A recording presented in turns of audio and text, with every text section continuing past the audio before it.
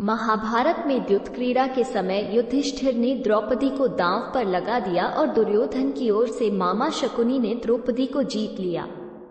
उस समय दुशासन द्रौपदी को बालों से पकड़कर घसीटते हुए सभा में ले आया। जब वहां द्रौपदी का अपमान हो रहा था तब भीष्म पितामह, द्रोणाचार्य और विदुर जैसे न्यायकर्ता और महान लोग भी बैठे थे, लेकिन वहां मौजूद सभी बड़े दिग्गज मुंह झुकाए बैठे रह गए। द्रौपदी को घसीट कर लाया जा रहा था, तब तक भी द्रौपदी को ये भान नहीं था कि मेरा चीरहरण होने वाला है। जब दुशासन से भारी सभा में द्रौपदी की साड़ी उतारने के लिए कहा गया, तब द्रौपदी को इस बात का एहसास हुआ कि संकट बड़ा है। उस वक्त उन्हें अपने सबसे प्रिय सखा भगवान श्री कृष्ण का नाम पुकारा। हरि हरि अभयम कृष्णा अभयम। उद्धव गीता या उद्धव भागवत में श्री कृष्ण के सखा उद्धव उनसे इस संबंध में कई सवाल करते हैं। आओ जानते हैं श्री कृष्ण उद्धव संवाद को। उद्धव कहते हैं, हे कृष्ण, आप पांडवों के आत्मीय प्रिय मित्र थे। आजाद बांधव के रूप में उन्होंने सदा आप पर पूरा भरोसा किया। कृष्ण, आप महान ज्ञानी हैं। आप भूत, वर्तमान व भविष्य के ज्ञाता हैं, किंतु आपने सच्चे मित्र की जो परिभाषा दी है, क्या आपको नहीं लगता कि आपने उस परिभाषा के अनुसार कार्य नहीं किया? आपने धर्मराज युधिष्ठिर को द्यूत जुआ खेलने से रोका क्यों नहीं? चलो ठीक है कि आपने उन्हें नहीं रोका, लेकिन आपने भाग्य को भी धर्मराज के पक्ष में भी नहीं मोड़ा। आप चाहते तो युधिष्ठिर जीत सकते थे। आप कम से कम उन्हें धन, राज्य और यहाँ तक कि खुद को हारने के बाद तो रोक सकते थे। उसके बाद जब उन्होंने अपने भाइयों को दांव पर लगाना शुरू किया, तब तो आप सभा कक्ष में पहुंच सकते थे। आपने वो भी नहीं किया। उसके बाद जब दुर्योधन ने पांडवों को सदैव अच्छी किस्मत वाला बताते हुए द्रौपदी को दांव पर लगाने को प्रेरित किया और जीतने पर हारा हुआ सब कुछ वापस कर देने का लालच दिया, कम से कम तब तो आप हस्तक्षेप कर ही सकते थे। अपनी दिव्य शक्ति के द्वारा आप पान से धर्मराज के अनुकूल कर सकते थे। इसके स्थान पर आपने तब हस्तक्षेप किया जब द्रौपदी लगभग अपना शील खो रही थी। तब आपने उसे वस्त्र देकर द्रौपदी की शील को बचाने का दावा किया। लेकिन आप ये दावा भी कैसे कर सकते हैं? उसे एक आदमी घसीट कर सभा में लाता है और इतने सारे लोगों के सामने निर्वस्त्र करने के लिए छोड़ देता है।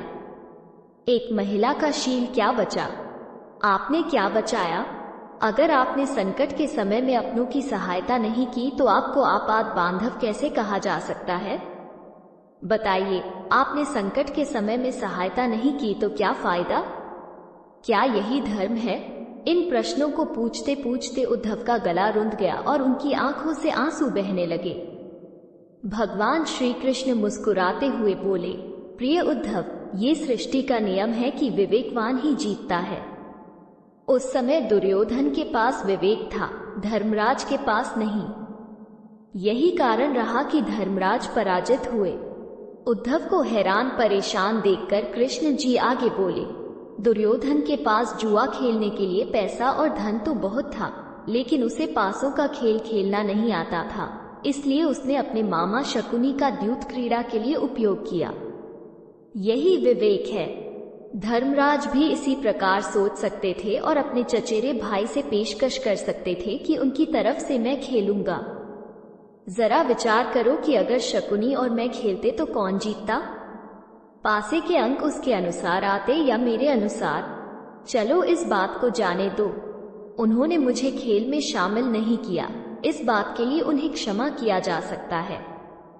लेकिन उन्होंने विवेक शून्यता से एक और बड़ी गलती की, और वो ये कि उन्होंने मुझसे प्रार्थना की कि मैं तब तक सभा कक्ष में न आऊं जब तक कि मुझे बुलाया न जाए, क्योंकि वे अपने दुर्भाग्य से खेल मुझसे छुपकर खेलना चाहते थे। वे नहीं चाहते थे मुझे मालूम पड़े कि वे जुआ खेल रहे हैं। इस प्रकार उन्होंने मुझे अपनी प्रार्थना से बांध दिया।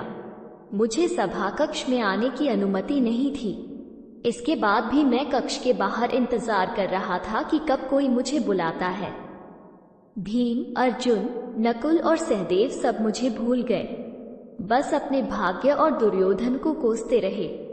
अपने भाई के आदेश पर जब दुशासन द्रौपदी को बाल पकड़कर घसीटता हुआ सभा कक्ष में लाया, द्रौपदी अपनी सामर्थ्य के अनुसार जूझती रही। तब भी उसने मुझे नहीं पुकारा। उसकी बुद्धि तब जागृत हुई जब दुशासन ने उसे निर्वस्त्र करना प्रारंभ किया। जब उसने स्वयं पर निर्भरता छोड़कर हरि हरि अभयम कृष्णा अभयम की गुहार लगाई, तब मुझे उसके शील की रक्षा का अवसर मिला। जैसे ही मुझे पुकारा गया, मैं अविलंब पहुआई च गया। अब इस स्थिति में मेरी गलती बताओ। उद्धव बोले, कान्हा, आपका स्पष्टीकरण प्रभावशाली अवश्य है, किंतु मुझे पूर्ण संतुष्टि नहीं हुई। क्या मैं एक और प्रश्न पूछ सकता हूँ? कृष्ण की अनुमति से उद्धव ने पूछा। इसका अर्थ ये हुआ कि आप तभी आओगे जब आपको बुलाया जाएगा। क्या संकट से घिरे अपने भक्त की मदद करने आप स्वतः नहीं आओगे? कृष्ण जी मुस्कुराए। उद्धव, इस सृष्टि में हरेक का जीवन उसके स्वयं के कर्मफल के आधार पर संचालित होता है। न तो मैं इसे चलाता हूँ और न ही इसमें कोई हस्तक्षेप करता हूँ। मैं केवल एक साक्षी हूँ। मैं सदैव तुम्हारे नजदीक रहकर जो हो रहा है उसे देखता हूँ। यही ईश्वर का धर्म है। उलाहना देते हुए उद्धव ने पूछा, वाह वाह, बहुत अच्छा कृष्ण, तो इसका अर्थ ये हुआ कि आप हमारे समीप खड़े रहकर हमारे सभी दुष्कर्मों का निरीक्षण करते रहेंगे। हम पाप पर पाप करते रहेंगे और आप हमें साक्षी बनकर देखते रहेंगे। आप क्या चाहते हैं कि हम भूल करते रहें, पाप की गठरी बांधते रहें और उसका फल भुगतते रहें? तब कृष्ण जी बोले, उद्धव, तुम शब्दों के गहरे अर्थ को समझो। जब तुम समझकर अनुभव कर लोगे कि मैं तुम्हारे समीप साक्षी के रूप में हर पल हूँ, तो क्या तुम कुछ भी गलत या बुरा कर सकोगे? तुम निश्चित रूप से कुछ भी बुरा नहीं कर सकोगे। जब तुम ये भूल जाते हो और यह समझने लगते हो कि मुझसे छुपकर कुछ भी कर सकते हो, तभी तुम कठिनाइयों में फंसते हो। धर्मराज का अज्ञान ये था कि उसने माना कि वो मेरी जानकारी के बिना जुआ खेल सकता है। अगर उसने ये समझ लिया होता कि मैं प्रत्येक के साथ हर समय साक्षी रूप में उपस्थित हूँ, तो क्या खेल का रूप कुछ और नहीं होता? उद्धव मंत्रमुग्ध हो गए और बोले, प्रभु, कितना गहरा दर्शन है, कितना महान सत्य। प्रार्थना और पूजा पाठ से ईश्वर को अपनी मदद के लिए बुलाना तो महज हमारी परभावना है, किंतु जैसे ही हम यह विश्वास करना शुरू करते हैं कि ईश्वर के बिना पत्ता भी नहीं हिलता, तब हमें साक्षी के रूप में उनकी उपस्थिति महसूस होने लगती है। गड़बड़ तब होती है जब हम इसे भूलकर सांसारिकता में डूब जाते हैं।